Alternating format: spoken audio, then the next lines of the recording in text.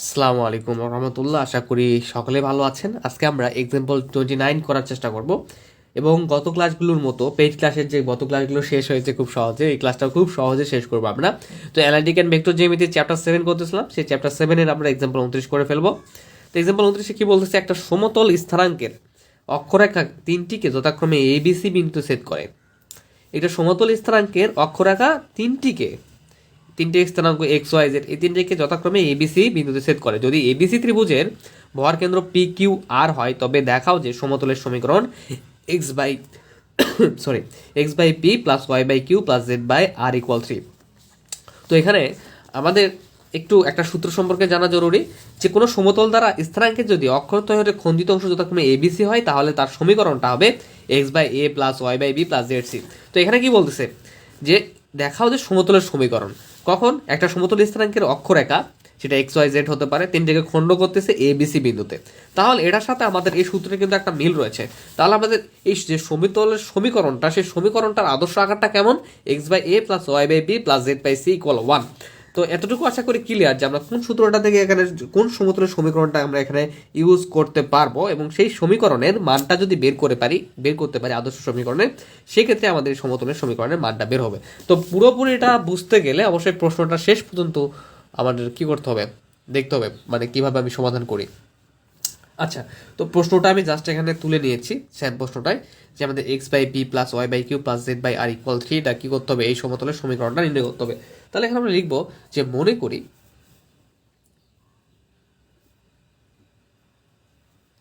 সমতলের সমীকরণ, আমাদের যেটা সূত্রটা দেখলাম, সমতলের সমীকরণ x by a plus y by b plus Z by c equal কত, 1। আমার মেইন সূত্রটা কিন্তু এরকমই ছিল, সমতলের সমীকরণের আদর্শ আকার, যেটা 1 নম্বর সমীকরণ দিলাম। এখন ইহা স্থানাঙ্কের অক্ষরেখা তিনটিকে কোন বিন্দুতে ছেদ করে, এবিসি বিন্দুতে। যদি একটু প্রশ্ন দিকে তাকানোর চেষ্টা করেন, তাহলে দেখবেন যে একটা সমতল স্থানাঙ্কের অক্ষরেখা তিনটিকে কত বিন্দুতে, এ বি সি বিন্দুতে ছেদ করে। তাহলে আমরা লিখব এটি স্থানাঙ্কের অক্ষরেখা তিনটিকে, অক্ষরেখা বলতে তিনটা বলতে কোনটা কোনটা বোঝাচ্ছে বলেন তো, এক্স ও ওয়াই জেড তিনটিকে যথাক্রমে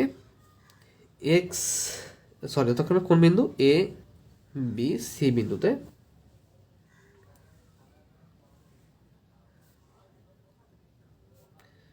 ছেদ করে। আচ্ছা, তাহলে এই এ বি সি বিন্দুগুলার আমরা স্থানাঙ্ক যথাক্রমে কি কি পাবো, তাহলে এবিসি বিন্দুর, এই যে এ বি সি বিন্দুর স্থানাঙ্ক যথাক্রমে, তো এই ব্যাপারটা একটু আমরা বোঝার চেষ্টা করি। স্থানাঙ্ক যথাক্রমে বলতে আসলে কি বোঝাচ্ছে, দেখেন এখানে আমাদের এক্স ও ওয়াই জেড অক্ষ, ঠিক আছে, এক্স ওয়াই জেড অক্ষের তিনটা বিন্দু, একটার বিন্দু এ, একটার বি এবং একটার হচ্ছে সি। তো সেক্ষেত্রে যদি আমরা এই তিনটা বিন্দুর স্থানাঙ্ক যথাক্রমে নেওয়ার চেষ্টা করি, তাহলে এ বিন্দুর ক্ষেত্রে আমাদের স্থানাঙ্কটা কেমন পাবো, দেখেন এ বিন্দুর ক্ষেত্রে এটা কার স্থানাঙ্ক, এক্স এর। তো আমাদের তিনটা চলক এখানে, মানে তিনটা স্থানাঙ্ক, তাহলে এক্স এর ক্ষেত্রে শুধু এ পাবো, তাহলে এ, বাকিগুলা কি জিরো, ওয়াই এর ক্ষেত্রে পাচ্ছি নাই, জেড এর ক্ষেত্রে পাচ্ছি নাই, জিরো। কোন ক্ষেত্রে, যখন বিন্দু এ, যখন বিন্দু বি, তখন কিসের এটা, এটা ওয়াই অক্ষের কিন্তু বিন্দু বিটা, তখন কিন্তু ওয়াই অক্ষেতে আমাদের বি বিন্দুর ক্ষেত্রে এক্স এ সি কিন্তু নাই, এ সি গুলা কি জিরো। আমি একটু ভালোভাবে বোঝানোর চেষ্টা করি, দেখেন এক্স এখানে দেওয়া আছে কি, এক্স অক্ষের ক্ষেত্রে স্থানাঙ্ক, এক্স অক্ষের ক্ষেত্রে এ বিন্দু, ওয়াই অক্ষের ক্ষেত্রে বি বিন্দু, জেড এর ক্ষেত্রে সি বিন্দু, কিন্তু আমাদের তো স্থানাঙ্ক তিনটা। তো এ যেটা আমাদের খণ্ডিত অংশ, এ বি সি বিন্দুতে ছেদ করে, তাহলে এ বিন্দুর ক্ষেত্রে আমরা কি কি পাবো, এক্স ওয়াই জেড অক্ষগুলা, এ বিন্দুর ক্ষেত্রে এক্স অক্ষকে আমরা এ বিন্দুতে পাচ্ছি, এক্স অক্ষতে এ বিন্দুটা পাচ্ছি, বাকিগুলাতে জিরো জিরো। বি বিন্দুর ক্ষেত্রে আবার এক্স অক্ষটা কি জিরো, ওয়াই অক্ষের ক্ষেত্রে কি পাচ্ছি, এই যে বি পাচ্ছি, তাহলে বি, এবং জেড অক্ষটাও জিরো। সি বিন্দুর ক্ষেত্রে আবার সেম ভাবে এক্স অক্ষটা জিরো, ওয়াই অক্ষটা জিরো, এবং জেড অক্ষের ক্ষেত্রে কি পাচ্ছি, সি বিন্দু, এই যে এ বি সি বিন্দু। তো এ বিটা এখানে জেড অক্ষের ক্ষেত্রে নাই, শুধু সি অক্ষ, এক্স ওয়াই অক্ষের ক্ষেত্রে নাই, শুধু জেড অক্ষের ক্ষেত্রে আছে। তো জেড অক্ষের ক্ষেত্রে এখানে সি বিন্দু। তাহলে আমরা যথাক্রমে এই এ বি সি বিন্দুর স্থানাঙ্কগুলো কী কী পাবো, যে এ 0 0, এরপরে আরেকটা কী পাবো, বি বিন্দুর ক্ষেত্রে শুধু ওয়াই অক্ষ বরাবর, তো ওয়াই অক্ষে বিটা থাকবে 0 বি 0, এবং লাস্ট ফিনিশিং সি বিন্দুর ক্ষেত্রে কি 0 0 সি। আই হোপ যে বুঝতে পেরেছেন যে স্থানাঙ্কগুলো আমাদের কীভাবে আসলো। আচ্ছা, এখন আমাদের ভর কেন্দ্রটা নির্ণয় করতে হবে। এখানে কি ত্রিভুজ দেওয়া আছে প্রশ্নে, এ বি সি ত্রিভুজ, তাই না? এ বি সি প্রশ্নটা দেখেন, এ বি সি ত্রিভুজের ভর কেন্দ্র, এবিসি ত্রিভুজের ভর কেন্দ্রটা তাহলে কি হবে আমাদের একটু খেয়াল করেন। এবিসি ত্রিভুজের ভর কেন্দ্রটা হবে তিনটা বিন্দু, দেখেন 1 2 3, তিনটা বিন্দুর ক্ষেত্রে। তো প্রথমত আমরা এই বিন্দুর ক্ষেত্রে কি পেয়েছিলাম, স্থানাঙ্ক এ 0 0, তাহলে এ প্লাস 0 প্লাস 0 তিনটা যোগ করে ফেলবো, এবং ডিভাইডেড আমাদের এখানে বিন্দু কয়টা, তিনটা, তাই না? এবিসি ত্রিভুজের কয়টা বিন্দু, তিনটা, স্থানাঙ্ক কয়টা, তিনটা, সেক্ষেত্রে আমরা 3 দ্বারা ভাগ করে দেবো।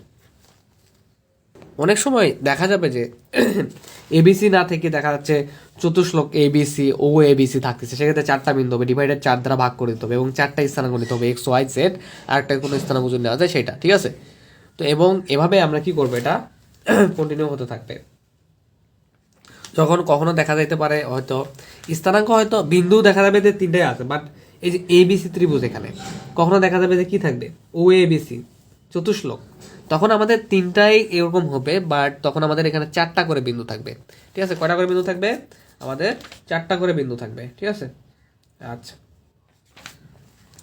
এখন এখানে আমাদের যে কাজটা করতে হবে, দ্বিতীয়টা 0 plus b plus c by 3, এখানে 3 নাম্বারটা হচ্ছে আমাদের 0 প্লাস 0 প্লাস সি বাই হচ্ছে 3, কয়টা বিন্দু, 3টা বিন্দু, এই জন্য ডিভাইডেড 3। আচ্ছা, এবং দেওয়া আছে কি, প্রশ্নে দেওয়া আছে যে এবিসি ত্রিভুজের ভর কেন্দ্রটা দেওয়া আছে। কি কি দেওয়া আছে, ভর কেন্দ্র দেওয়া আছে যে, আচ্ছা ভর কেন্দ্র বের করার আগে আমরা একটু ক্যালকুলেশন করি। তাহলে যদি ক্যালকুলেশন করা যায়, তাহলে এ প্লাস 0 প্লাস 0 মানে কি এ বাই 3। এরপরে এখানে যদি আমরা একটু চিন্তা করি, হ্যাঁ এখানে 0 প্লাস বি প্লাস এখানে 0, তাহলে কি বি বাই 3, এখানে কি 0 প্লাস 0 প্লাস সি বাই 3 মানে সি বাই 3, ঠিক আছে? এবং আমাদের প্রশ্নের কিন্তু ভর কেন্দ্রগুলো কি কি দেওয়া আছে বলুন তো, প্রশ্নে দেওয়া আছে, শুধু প্রশ্নটা দেখানোর চেষ্টা করি। পি কিউ আর, তাহলে আমরা যে নির্দিষ্ট আমাদের রুলস হয়েছে যে ভর কেন্দ্র বের করলাম, সেটা অনুযায়ী কি দেওয়া আছে, পি কিউ আর দেওয়া আছে যে ত্রিভুজের ভর কেন্দ্র পি কিউ আর। তাহলে এক্ষেত্রে আমাদের পি ইকুয়াল কি লিখতে পারবো, এই প্রথম বিন্দু, প্রথম ভর কেন্দ্রটা, এখানে প্রথম যে ভর কেন্দ্রটা পেয়েছি, কিউ ইকুয়াল দ্বিতীয় যে ভর কেন্দ্র, আর ইকুয়াল তৃতীয় যে ভর কেন্দ্রটা পেয়েছি আমরা। তাহলে অতএব বা সুতরাং আমরা লিখতে পারবো এখানে কি, p equal a by 3, q equal b by 3, এবং আর ইকুয়াল সি বাই 3, ঠিক আছে? তো এখান থেকে আমরা চাইলে আমরা এর মানটা বের করে নিতে পারি। তো এর মানটা কীভাবে বের করবো, এই যে 3p, এই যে 3p এর সঙ্গে গুণ হবে, তখন এ থাকবে 3p হয়ে যাবে। এখানে বি এর মানটাও বের করে নেই, তাহলে 3q এর সাথে গুণ হয়ে 3q হয়ে যাবে, এবং এখানে সি এর মানটা বের করলে সি যেমন আছে তেমন থাকবে, জাস্ট 3টা আর এর সঙ্গে গুণ হয়ে 3r হয়ে যাবে। তো এখানে কোশ্চেন থাকতে পারে যে মানগুলো কেন বের করে নিচ্ছি, কারণ আমাদের সমতল সমীকরণটা নির্ণয় করতে গেলে এ বি সি এর মানটা কিন্তু প্রয়োজন। তাহলে আমরা স্টেপটা আরেকবার দেখি, তিনটা অক্ষরেখা তিনটিকে যথাক্রমে এবিসি বিন্দুতে সেট করে, তাই না? এবং এই যথাক্রমে স্থানাঙ্কগুলো কীভাবে বের করবো, এভাবে বের করবো, এবং এই ভর কেন্দ্রটা, এই যে এবিসি ত্রিভুজের যে আমরা ভর কেন্দ্র, সেই ভর কেন্দ্রটা বের করবো, এবং ভর কেন্দ্র বের করার পরে আমাদের প্রশ্নে যে ভর কেন্দ্র দেওয়া আছে যে পি কিউ আর, সেটা ইকুয়াল আমরা এই ভর কেন্দ্রের মানগুলো বসাবো। প্রথম ভর কেন্দ্রের জন্য প্রথম বিন্দু, দ্বিতীয় ভর কেন্দ্র দ্বিতীয় বিন্দু, তৃতীয় ভর কেন্দ্রের জন্য তৃতীয় বিন্দু, এবং এখান থেকে পি ইকুয়াল তাহলে এটা, এবং এখান থেকে এবিসির মানগুলো বের করে নিলাম। এখন এবিসির মানগুলা এই যে 1 নম্বর সমীকরণে আমরা বসাই দেবো। তাহলে 1 নং সমীকরণে মান বসিয়ে, বা লিখবেন এবিসির মান বসিয়ে,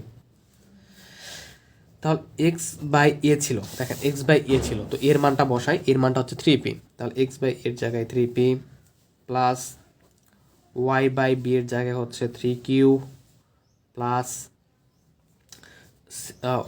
জেড বাই সি এর জায়গায় দেখেন জেড বাই সি আছে, সি এর জায়গায় বসবে হচ্ছে 3r ইকুয়াল হচ্ছে কত ছিল আমাদের এখানে 1। এটা হচ্ছে আমাদের মেইন সূত্র, আদর্শ সূত্র, যেটা সমীকরণ সমতলে। তো এখানে দেখেন এখানেও 3 আছে, এখানেও 3 আছে, এখানেও 3 আছে, মানে কি 1/3 আছে। আমরা চাইলে এখান থেকে 1/3টা কমে নিতে পারি। দেখেন এইভাবে কমে নিতে পারি, এখানে করে দেখাচ্ছি 1/3টা কমে নিতে পারি। তখন কী কী থাকবে আমাদের এখানে x by p plus y by Q plus Z by r equal 1। তো দেখেন এখানে আমাদের এখানেও 1/3 আছে, এখানেও 1/3 আছে, এখানে 1/3 আছে। তো তিনটা পদ থেকে চাইলে আমরা 1/3টাকে কমে নিতে পারি। তখন আমাদের কি থাকলো X by P Y by Q plus Z by R. এখন এই 1/3টা দেখেন এখানে কিন্তু ভাগ গুণ অবস্থা আছে, তো এটা এ পাশে পার করে দিতে পারি অথবা ক্রস গুণ করে দিতে পারি 1-এর সঙ্গে। তিনটা যদি 1-এর সঙ্গে ক্রস গুণ হয় তাহলে হয়ে যাবে কি 3 হয়ে যাবে, 3 3। অথবা এখানে 1 আছে আর এখানে ভাগ গুণ অবস্থা আছে, এটা পাশে গেলে কি হয়ে যাবে ভাগ হয়ে যাবে, তখন 1/1/3 হবে, তাই না? কারণ হচ্ছে এ পাশে আসলে আমাদের কীরকম হয়ে যাবে 1-এর সঙ্গে 1/3টা ভাগ হয়ে যাবে। তখন এখানে ভাগ 1কে দেখলাম ভাগ অবস্থায় থাকলে কি হয় গুণ করে দিলে লব হর হয়ে যায়, হর লব হয়ে যায়, তখন 3টা উপরে যাবে 1টা নিচে আসবে, তখন 3+3 থাকবে।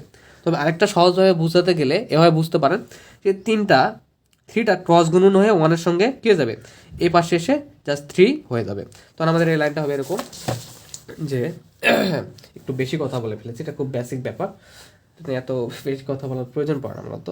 X by p plus y by Q plus Z by r equal 3। তো আমাদের যে 1/3টা ছিল সেই 3টা ক্রস গুণ এই পাশে আসলো, যার ফলে আমাদের এখানে 1-এর জায়গায় 3 হয়ে গেল। তো এটাই মূলত আমাদের কাঙ্ক্ষিত অ্যান্সার বা প্রমাণ, যেটা বলতে বলছিল, দেখাতে বলছিল যে শুট, ঠিক আছে। তো আই হোপ যে খুব সহজে বুঝতে পেরেছেন যে আমাদের ঘটনা কী কী ঘটলো এখানে। প্রথমত সমতুলের সমীকরণ এবং এই বিন্দুগুলো এবিসি বিন্দুকে সেট করতেছে, তাদের স্থানাঙ্কগুলো বের করে নিলাম, তাদের ভরগুলো বের করে নিলাম। এবিসি ত্রিভুজের যেহেতু বলছে যে প্রশ্নে এবিসি ত্রিভুজের ভর কেন্দ্র পি কিউ আর, তো এবিসি ত্রিভুজের ভর কেন্দ্রটা বের করে নিলাম এবং দেওয়া আছে যেটা পি কিউ আর, সেই পি কিউ আর ইকুয়াল মানগুলো বসাই দিলাম, এ বি সি এর মান বের করলাম এবং আমাদের যে মেইন সমতলের সমীকরণটা আদর্শ সমতলের সমীকরণে আমরা মানগুলো বসাই দিলাম, আমাদের কাঙ্ক্ষিত অ্যান্সার পেয়ে গেলাম, যেটা আমরা অপর পেজে লিখেছি। ওকে, তো আই হোপ যে এটা খুব সহজে বুঝতে পেরেছেন।